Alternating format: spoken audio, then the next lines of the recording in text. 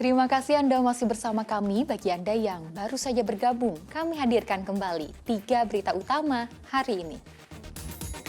Polisi meringkus pembunuh siswi SMP di Sukoharjo yang tak lain adalah teman kencan yang dikenal melalui aplikasi kencan online. Pemerintah berencana naikkan harga naik haji menjadi 69 juta rupiah. Seorang warga di Kabupaten Pati batal mendaftarkan haji. Evakuasi buaya dari sawah menyulitkan petugas karena bobotnya cukup berat.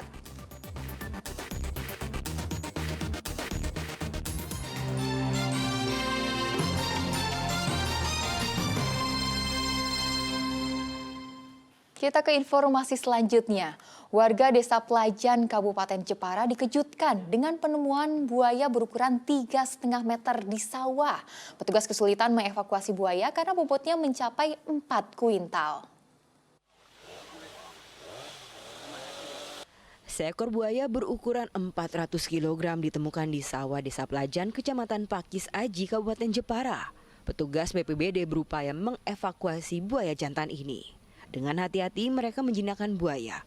Setelah mulut buaya terikat dan tidak agresif, barulah petugas memindahkan buaya. Namun ternyata pemindahan buaya dengan panjang 3,5 meter ini sulit. Selain berat, kondisi medan juga berlumpur. Untuk kendala kita untuk proses evakuasinya, karena di posisi di persawahan dan posisi mengarah ke jalan aspal ini lereng, jadi agak kesulitan saat proses evakuasinya karena kondisinya licin. Itu untuk berat buaya kurang lebih 4 kintal. Buaya yang ditemukan di sawah adalah buaya dari objek wisata Akar Seribu di desa setempat. Buaya lepas lantaran dinding kandangnya jebol usai diguyur hujan. Karena tadi malam kan diguyur hujan sangat deras.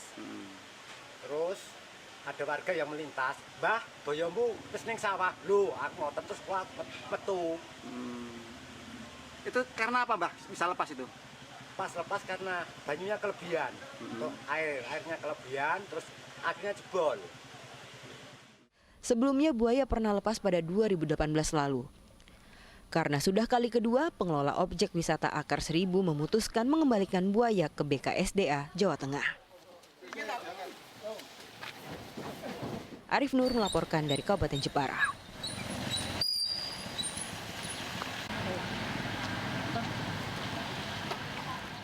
Polisi mengungkap kasus pembunuhan siswi SMP di wilayah Grogol, Kabupaten Sukoharjo dengan meringkus teman pria yang sebelumnya mengencani korban. Pelaku menghabisi korban lantaran kecewa karena korban menolak melayani hubungan badan 2 kali sesuai durasi kencan yang disepakati. Seperti yang diduga sejak awal, pembunuh siswi SMP bernama Elvira di Desa Pandaian, Kecamatan Grogol, Sukoharjo adalah teman kencan korban. Pelaku adalah Nanang Trihartanto, 21 tahun, asal Yogyakarta. Pelaku ditangkap tim gabungan Polres Sukoharjo dan tim Jatanras Polda Jawa Tengah di tempat indekosnya di wilayah Kartasura. Pembunuhan ini lagi-lagi karena korban berkenalan kilat dengan pelaku melalui aplikasi kencan online. Setelah berkenalan, keduanya sepakat berkencan di sebuah hotel di wilayah Kartasura. Namun karena alasan kamar hotel penuh, pelaku kemudian membawa korban ke kamar indekosnya. Di sanalah keduanya berkencan.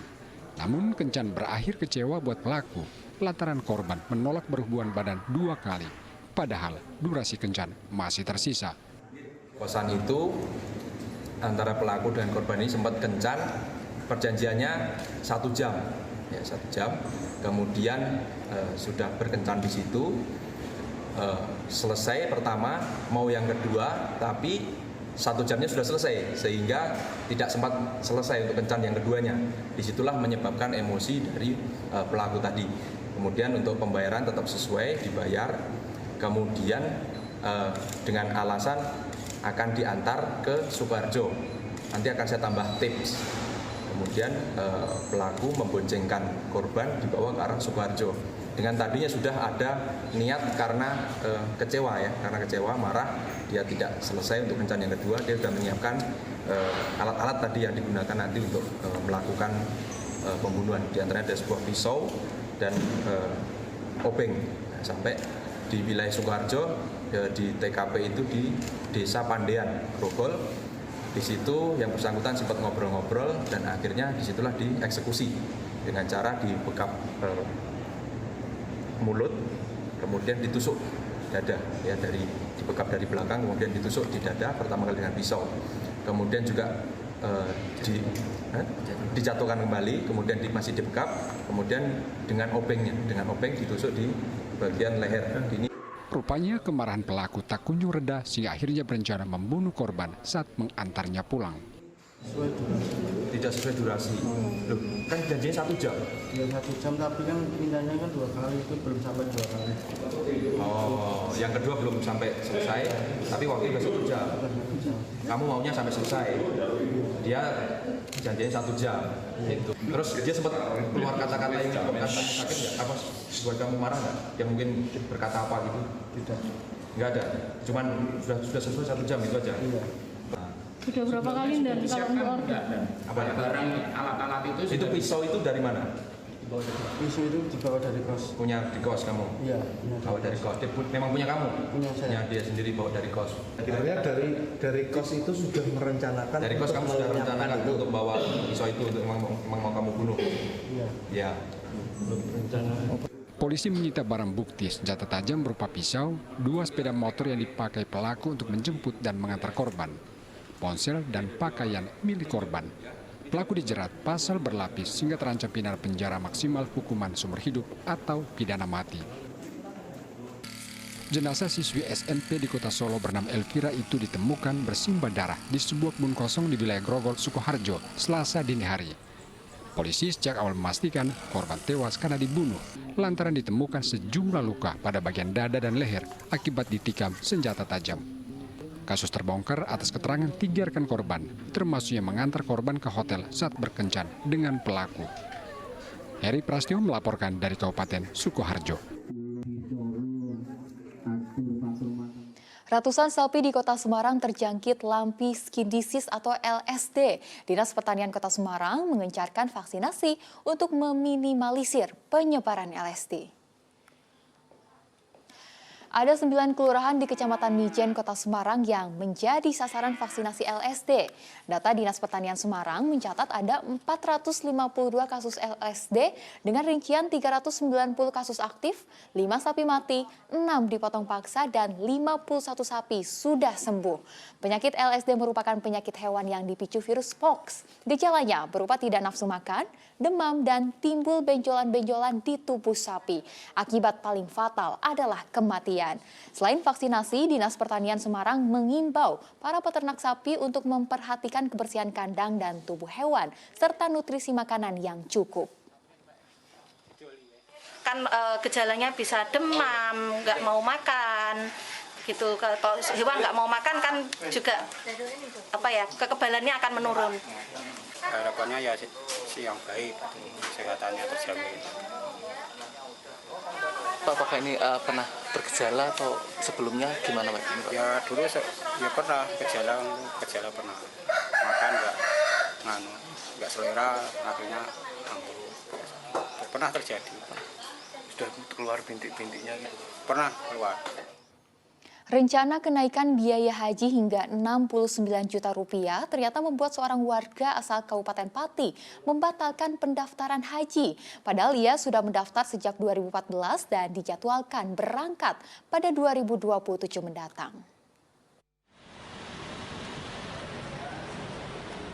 Lasiono, kakek dari Tayu, Kabupaten Pati, mendatangi kantor Kementerian Agama Kabupaten Pati. Kedatangannya bukan tanpa sebab. Ia hendak membatalkan pendaftaran haji yang sudah ia daftarkan sejak 2014. Alasan pembatalan pendaftaran haji Lasiono beragam. Salah satunya karena kenaikan biaya haji hingga 2 kali lipat. Padahal ia mendapat giliran keberangkatan haji pada 2027 mendatang. Uang setoran haji senilai 70 juta rupiah akhirnya ditarik kembali. Ya, saya sama istri. Ini udah mendaftar tahun berapa Pak? 2014. Ini berarti udah menunggu berapa, nanti rencananya berangkat tahun berapa? Sekitar 2027. Pak, ini kenapa kok dibatalin Pak ini? Yang istri meninggal, yang saya faktor ekonomi demi anak, untuk biaya anak. Ya ini juga karena biaya haji yang naik ini juga Pak jadi alasan? Ya bisa juga. Rencana kenaikan biaya haji dari 39 juta rupiah menjadi 69 juta rupiah membuat sejumlah pendaftar haji mengeluh. Kasih Pemberangkatan Haji dan Umroh Kemenak Pati mengatakan keberatan itu disampaikan mereka yang mendapat jadwal keberangkatan tahun ini. Kabupaten Pati ini yang kita dengar dari jemaah ya keluhan dari jemaah yang mau berangkat sekarang. Kenapa kemudian pas giliran dia yang berangkat harus dinaikkan seperti itu. Kira-kira kalau boleh milih ya, mbok dinaikkannya besok aja gitu, jangan yang sekarang, kira-kira kan seperti itu. Cuma bagi jemaah haji setelahnya, terutama jemaah haji 2030 dan seterusnya, tentu ya supaya berkeadilan ya diberikanlah subsidi, tetapi kami dibagi juga dong subsidinya, jangan dihabiskan di tahun-tahun sekarang. Dalam rapat kerja dengan Komisi 8 DPR RI, Menteri Agama mengusulkan biaya haji 2023 naik menjadi 69,2 juta rupiah. Meski belum final, usulan ini masih dikalkulasi kembali. Arif Nur melaporkan dari Kabupaten Pati. Presiden Joko Widodo angkat suara terkait rencana kenaikan biaya haji yang mencapai 2 kali lipat. Jokowi menegaskan rencana kenaikan biaya haji hingga 69 juta rupiah ini masih dikaji. Hal itu disampaikan Jokowi saat meninjau proyek pembangunan sodetan Kali Ciliwung di Kanal Banjir Timur Jakarta Selasa yang lalu. Biaya haji masih dalam proses kajian, itu belum final udah rame. Masih dalam proses kajian, masih dalam proses kalkulasi. Ya. Udah. Informasi tadi mengakhiri jumpa kita hari ini. Atas nama rekan yang bertugas, saya Tia Anissa mengucapkan terima kasih atas kebersamaan Anda. Selamat beraktivitas dan sampai jumpa.